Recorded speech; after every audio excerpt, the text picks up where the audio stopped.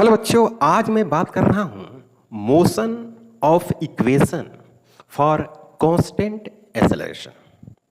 अक्सर आप 11th के starting motion in straight line chapter में आपने देखा होगा कि आपको इस तरह के इक्वेशन लिखे जाते हैं। v equal to U plus A T, V square equal to U square plus 2as, s equal to U T plus 1/2 A T square. इस तरह से 3 इक्वेशन लिखे जाते हैं और इन 3 इक्वेशंस को हम लोग बोलते हैं motion of equations for constant acceleration. तो अक्सर कोचिंग में इस फार्मूला को लिख दी जाती है और इस पे फार्मूला बेस्ड क्वेश्चन बनाए जाते हैं। कुछ अच्छे क्वेश्चन को डिजाइन की जाती है बहुत अच्छे ढंग से, पर इसके डेरिवेशन बहुत कम किए जाते हैं। बच्चे क्या करते हैं, आके पूछते हैं कि इसके डेरिवेशन कैसे होगी। तो इसके डेरिवेशन के कई मेथड हैं, क्योंकि जो डेरिवेशन जो फार्मूला होती है उसको डिराइव करने के कई तरीके हैं। यहाँ पे भी बहुत सारे तरीके हैं, यहाँ पर 4 तरीके हैं, लेकिन जनरली हम लोग 4 मेथड्स को नहीं 2 मेथड्स को लेकर चलते हैं। इसमें कौन क्या है, यह एक स्पीड कहो या वेलोसिटी कहो, क्योंकि हम लोग मोशन इन स्ट्रेट लाइन की बात करते हैं।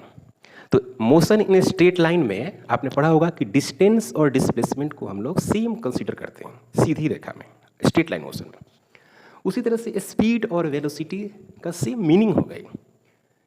टी टाइम है और ए एक्सेलरेशन है, लेकिन यहाँ लिखा हुआ है कांस्टेंट एक्सेलरेशन। तो अगर मैं बात करूँ कि कांस्टेंट एक्सेलरेशन क्या है, तो न्यूमेरिकल के पॉइंट ऑफ व्यू से a इक्वल टू अगर लिखा हुआ 4 metre per second square, this is a constant acceleration.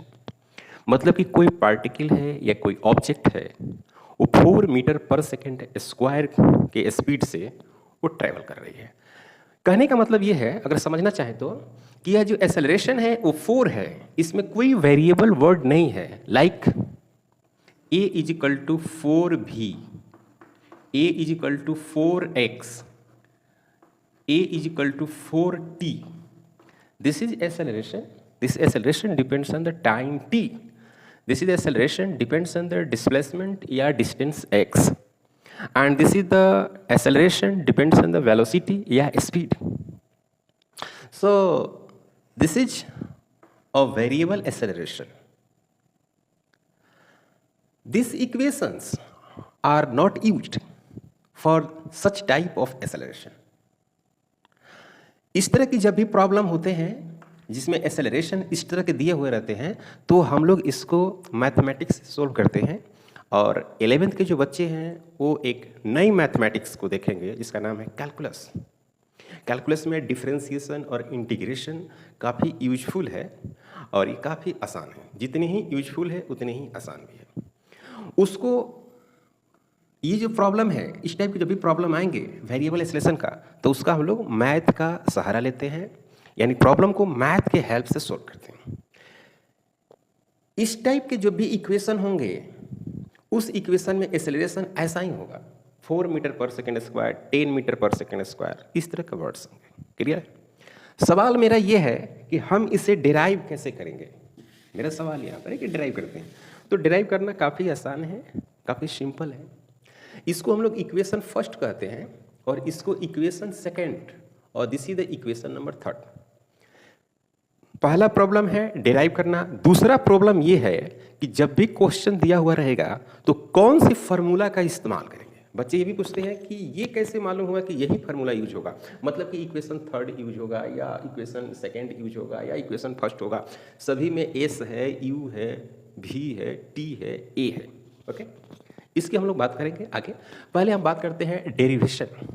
तो डेरिवेशन में सबसे पहला जो हम लोग बात करेंगे वो है v is equal to U plus A और t। ग्राफ मेथड, मेथड क्या होगी, graph, graph method.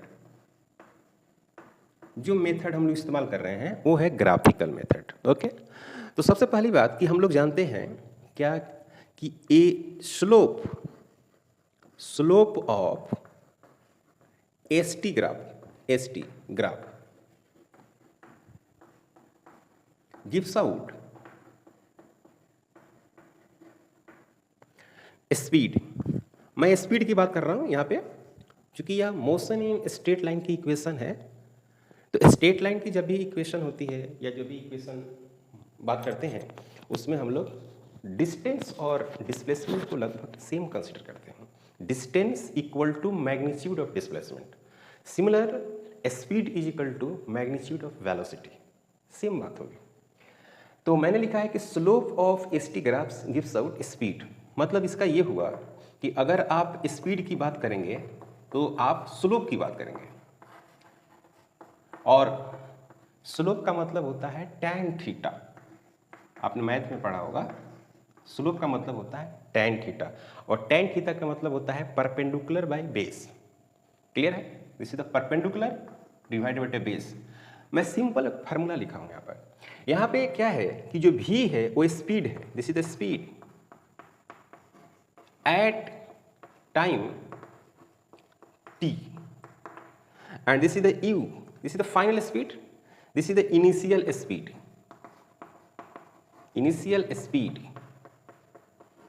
at t equal to 0। Initial speed u हो सकती है t इक्वल टू 0 पर, t इक्वल टू 0 पर भी u 0 भी हो सकती है ना। u may be 0 or not 0 at t equal to 0। Suppose that in question written a particle starting from rest, एक ट्रेन है जो प्लेटफॉर्म से स्टार्ट हो रही है, उस वक्त आप कहेंगे कि इसकी इनिशियल वेलोसिटी 0 है। लेकिन जब ट्रेन दो प्लेटफॉर्म के बीच में है और उस वक्त आप देख रहे हैं कि ट्रेन कुछ स्पीड है उसकी, और उस वक्त आप देख रहे हैं, तो उस वक्त आप बोलेंगे कि t इक्वल टू 0 पर ट्रेन की स्पीड 0 नहीं है। कहने का मतलब ये है कि t इक्वल टू 0 पर पार्टिकल रेस्ट में हो भी सकती है, नहीं भी हो सकती है। ये क्वेश्चन में लिखा हुआ रहेगा, क्लियर रहेगा, या सेक्रेट भी रख सकता है। और ए आपको पता है एक्सेलरेशन है, this is the constant acceleration. तो इसका मैं एक ग्राफ खींचता हूं, क्योंकि मैंने लिखा है ग्राफ मेथड, तो मैं एक सा ग्राफ ड्रॉ कर देता हूं, एक simple graph. This is v, this is the v, और यहां पर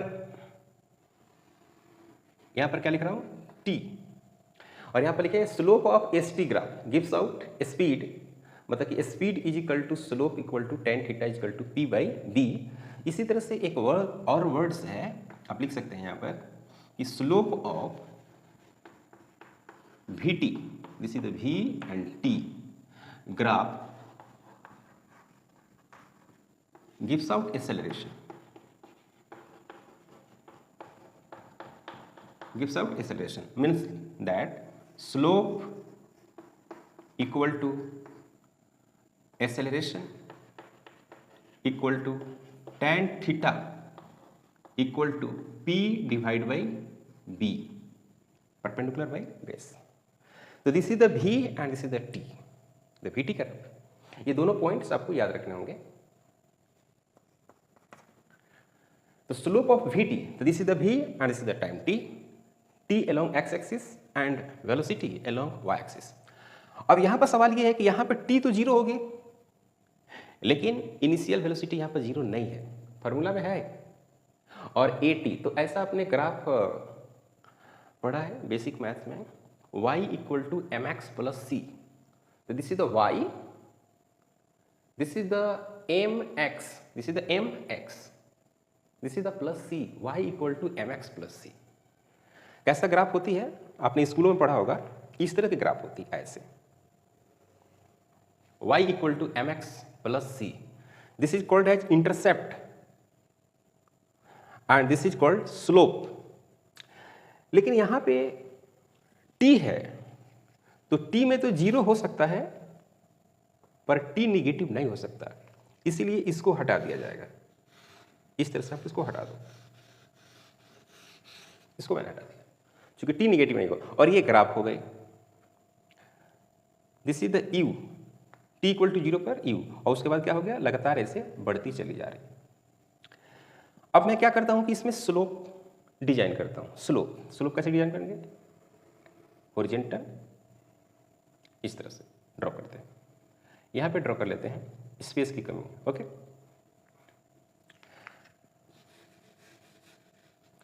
अब ये क्या है, this is the theta, this is the theta. ये वाली क्या है, यहाँ पर टाइम क्या होगी, टी। जब ये टी होगी तो यहाँ भी क्या होगी, ऐसे टी होगी, टी माइनस जीरो, तो ये वाली डिस्टेंस आ जाएगी, तो ये क्या हो गई टी। और यहाँ देखो, यहाँ पे क्या हो गया, यहाँ पर हो गया भी,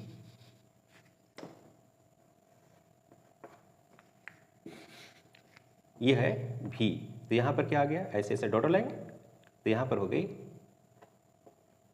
ये हो गई भी। तो यहाँ पर यू है और यहाँ पर भी है, तो ये वाली हाइट कितना होगी, ये पूरा जो हाइट है यहाँ से यहाँ तक वो क्या है, भी है, दिस इज द भी। यहाँ से यहाँ तक या यहाँ से यहाँ तक भी है। और ये वाली जो हाइट है यहाँ तक, ये कौन है, यू है, यू। तो ये वाली हाइट कितनी हो जाएगी, यहाँ से यहाँ तक भी minus U, correct. This is P, this is the Q and this is the R, P Q और आर। इसमें अगर tan थीटा का इस्तेमाल करें, this is the tan theta is equal to, tan theta is equal to perpendicular divide by base. What is the perpendicular, v minus U, v minus U and divide by t minus zero. tan theta, what is tan theta, slope, this is acceleration. तो ये हो गई acceleration a, this is the v minus U divide by t, a t equal to v minus U, v equal to U plus a and t। याद रखेंगे, आप देखेंगे बहुत सारी किताबों में कि इसमें वेक्टर साइन नहीं देता है। वेक्टर साइन न देने का मतलब ये है कि ये मोशन में स्ट्रेट लाइन है, जिधर ये जा रही है उधर ये जा रही है, और जिधर इसकी डायरेक्शन है उधर इसकी डायरेक्शन है, इधर इसकी डायरेक्शन है उधर इसकी डायरेक्शन है एक्सीलरेशन की। अगर स्पीड लगातार बढ़ रही है तब, अगर स्पीड घट रही है तो आपको पता है ये रिटार्डेशन हो जाती है, अपोजिट होती है। जिधर कार का मोशन होगा या पार्टिकल की मोशन होगी उसके अपोजिट में होगा, ये बेसिक बात है। तो ये एक डेरिवेशन है। कहने का मतलब है कि जब भी इसका आप डेरिवेशन करेंगे तो आप स्लोप वर्ड का इस्तेमाल करेंगे। स्लोप वर्ड का अगर इस्तेमाल करते हैं तो आपको पहला वाला डिराइव हो जाएगा, दूसरा को डिराइव करने के लिए पहला का हेल्प लिया जाएगा, पहला का हेल्प लिया जाएगा। मैंने यहाँ पर दो बातें लिखा है, पहले आप ध्यान से देख लो। एक मैंने लिखा है कि slope of ST graph gives out speed, दूसरा लिखा है slope of VT graph gives out acceleration. इसका मैंने यहाँ पर इस्तेमाल किया है, क्लियर है, और इसको मैंने डिराइव किया है। सिंपल मैंने एक ट्राइंगल बनाया है और इसको डिराइव किया है। ट्राइंगल इस तरह से क्यों बना है, क्योंकि इक्वेशन इसका इस तरह का है, क्लियर।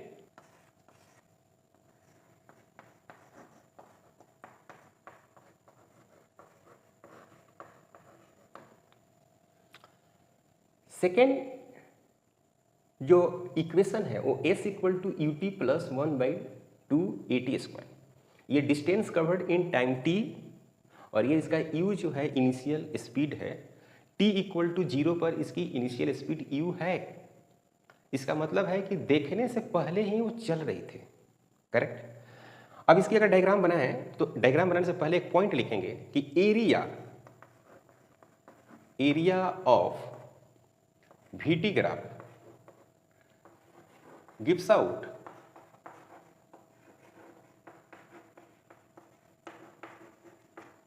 डिस्टेंस।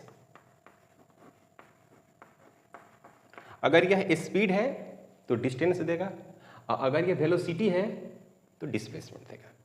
काफी सिंपल बात है, कोई इसमें कठिनाई नहीं, कोई डाउट वाली बात नहीं। अब देखो इसकी ग्राफ बना रहे हैं, क्योंकि हमने ग्राफ से इसको सोल्व करना है तो इधर रखना है v, this is the v in metre per second, this is the time, this is the time in second, this is initial velocity. तो t इज इक्वल टू 0 पर इनिशियल वेलोसिटी क्या है, u है, ओके। और उसके बाद क्या हो रही है, लगातार ऐसे बढ़ रही है, ठीक है। तो मान लेते हैं कि यहाँ पे ये टाइम कितना हो गई t, तो वेलोसिटी कितना हो गई, यहाँ पर वेलोसिटी हो गई v, और यहाँ पर क्या है u, t इक्वल टू 0 पर u से स्टार्ट, u थी उसकी स्पीड, t इक्वल टू 0 पर u थी, तो ये हो गई u। तो ये वाली हाइट कितनी हो गई? फिर वही बात, ये वाली जो हाइट होगी ये वाली, वो कितनी हो जाएगी? v minus u, this is t, t minus 0 t, and this is also t। नाम रखते हैं इसका, नाम रख देते हैं, this is the a, b, c, this is the d and this is the e। अब दो एरिया है, एरिया फर्स्ट और एरिया सेकेंड, दो एरिया है। तो distance equal to distance equal to area, area of VT, distance equal to area of VT। This is the S, this is the area A1 plus A2, this is the triangle and this is the rectangle. तो what is the area of triangle? Area of triangle 1/2 base, what is the base? Base equal to T, T, what is the height? Height equal to V minus U, this is the V minus U plus second area, the area of rectangle, what is the area of rectangle? So this is length, this is the breadth, so this is the T and this is the U, और इसको आप ऐसे लिख सकते हैं, V equal to U plus AT, we know this is the first equation, we can write here V minus U is equal to A into T, what is the T? T is equal to V minus U divide by A। Generally बच्चे यहीं पे confuse होते हैं, है ना। तो आपको ये समझना है कि हमें जो डेराइव करना है 1ut प्लस 1/2 AT², मतलब ये कि हमें एक्सेलरेशन रखना है, यहाँ पर क्या लाना है? इसमें एक्सेलरेशन होना चाहिए। तो क्या करना है? ये एक्सेलरेशन रखना है, तो V माइनस U के जगह पर AT रख देना, इसको इसकी जरूरत नहीं है, इसकी कोई प्रॉब्लम, इसकी कोई जरूरत नहीं है। तो V minus U is equal to क्या होगा? AT। तो V माइनस यू की जगह पर AT रखते हैं, तो यहाँ मिलेगा S is equal to 1 divide by 2 into T, and this is the A into T, एक प्लस U इंटू T, और या इसी को ऐसे लिख सकते हैं, S equal to ut plus 1 divided by 2a into t²। This is the graphical method, very important methods, it's a graphical method। S equal to ut plus 1/2 at², this is called as second equation, a very important equation for solving the problem in kinematics, okay। And third equation is v² equal to u² plus 2as। In first equation and second equation, initial velocity, time and acceleration are present, but in third equation speed, acceleration and distance are present, time is not present। इसको third लिखें, this is the v² equal to u² plus 2as। Same बात रहेगी, area of VT graph gives out distance, this is the graph, the distance equal to area of VT। तो area में क्या लिखेंगे? A1 plus A2। A1 का मतलब हो गया 1/2 T V minus U plus U into T, this is the U into T, this is the rectangle, this into this becomes area of A2, and 1/2 base into height, this is the area of A1, triangle. अब क्या करनी है कि T को हटा देना है, T को क्या करना है? हटाना है। थोड़ा सा तरीका बदल जाएगा लिखने का, कैसे? इसको थोड़ा सोल्व करते हैं। पहले T को कॉमन लेते हैं, T कॉमन हो गया, यहाँ पर हो गया V minus U divide by 2 अब प्लस यू, इस तरह से ये दिखेगा। फर्दर क्या करेंगे? T, इसको सोल्व करेंगे, इसको सोल्व करेंगे तो क्या मिलेगा? V minus you plus 2u divide by 2। Further जब इसको सोल्व करेंगे तो मिलेगा T और V plus u, this is the S, this is the distance, and divide by 2। अब T को हटा देना है, तो टी को कैसे हटाएंगे, इस इक्वेशन से हटा देंगे।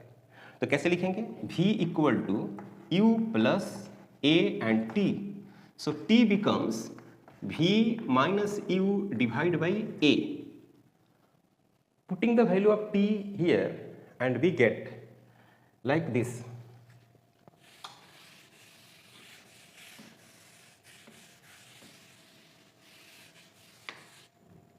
कुछ इस तरह का रिजल्ट आएगी, s equal to v minus U divide by a, v plus U and divide by 2। आपने स्कूल में एक इक्वेशन पढ़ा होगा, a square minus B square equal to a minus B into a plus B. Similar a minus B a plus B, we can write s, this is the v square minus u square divided by 2 into a, this is becomes 2s equal to v square minus u square. Now v का square is equal to u का square plus 2as, this is the third equation. तो ये था graph method से, और graph methods school में भी पढ़ाई जाती है, आप ध्यान दिए होंगे। तो टीचर आपको ग्राफ मेथड वाला जो वर्क है वो स्कूल में कराते हैं, कैलकुलस वाला जो है वो नहीं कराते हैं। तो हम लोग नेक्स्ट तीनों को डिराइव करेंगे, तीनों इक्वेशन को डिराइव करेंगे by the method of calculus, मतलब integration method, not differentiation, integration के द्वारा हम लोग इसको सोल्व करेंगे। चैनल पर नए हैं प्लीज़ सब्सक्राइब करेंगे, शेयर करेंगे। और हाँ, मैं कोचिंग ज्वाइन कर लिया हूँ और पटना को मैंने छोड़ दिया है, पटना से मैं अलग जगह चला गया हूँ, इसलिए आपको वीडियो अपलोड नहीं हो पा रही है। ठीक है, ऐसे मौका मिलेगा तो मैं वीडियो को अपलोड करते रहेंगे।